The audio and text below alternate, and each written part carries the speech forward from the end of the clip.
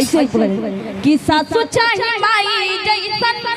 बड़ा छोट भाई जैसन सासू चाहे माई जैसन बड़ा छोट भाई जैसन हो जब बियाह बाबा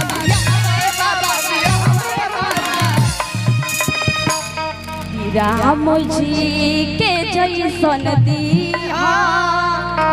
हमारो दुल्हा कि राम जी के जैसन दिहा हमारो दुल्हा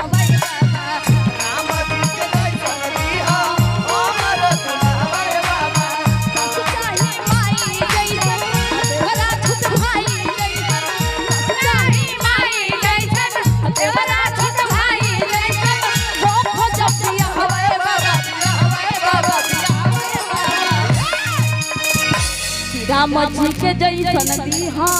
हमारो दुल्हा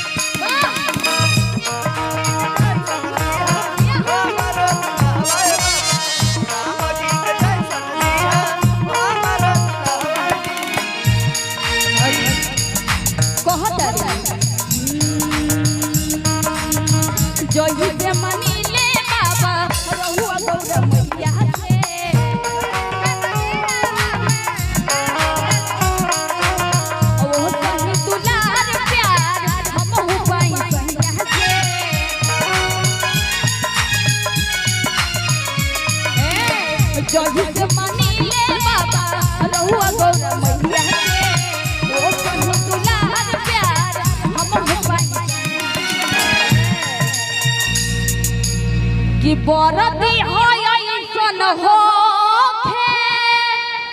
कि बरदी ऐसन होखे हर की जिंदगी बितावे बाबा ऐसा काहे लगता कि हमारी चाची बहन लोग नाचे के प्रयास करत रही उतारे की जगह बा हटी तो भैया इधर से बड़ा इधर से हाँ बड़ी प्रेम से कहती है अरे कि सासू चाहे माई जैसन कि देवरा छोट भाई जैसन हो जब बियाह बाबा देखा देखा मन बा सब के ऊपर खड़ा होके बा सब के ऊपर खड़ा होके बा आज जकर नाचे के नहीं खेत थपड़ी बजा के आशीर्वाद दे तो जितने भी माता बहन रहे तो दोनों उठा ले दोनों हाथ जितना दोनों हाथ ऊपर उठा ले जितना ही भैया लोग सब कोई माता बहन दोनों हाथ उठा ले ऊपर सब कोई दोनों हाथ उठा के चाहे माई जैसन कि देवरा छोट भाई जैसन हो जब बियाह बाबा कि राम जी के जैसन दिया हमारो दुल्हा हो जैसन झूमे अच्छा लगे खाना हो जाए बाबा के नगरी में ले जाए के नहीं कि बाबा के भजन होता है खाना हो जाए माता बहन कलकारी दिखावे के तनी खड़ा हो जाए तनी हाथ दोनों उठा के ऊपर तनी दोनों हाथ उठा के खड़ा हो जाए के खड़ा होके और झूमे के बाद हां झूम के तनी ताली बजा के हां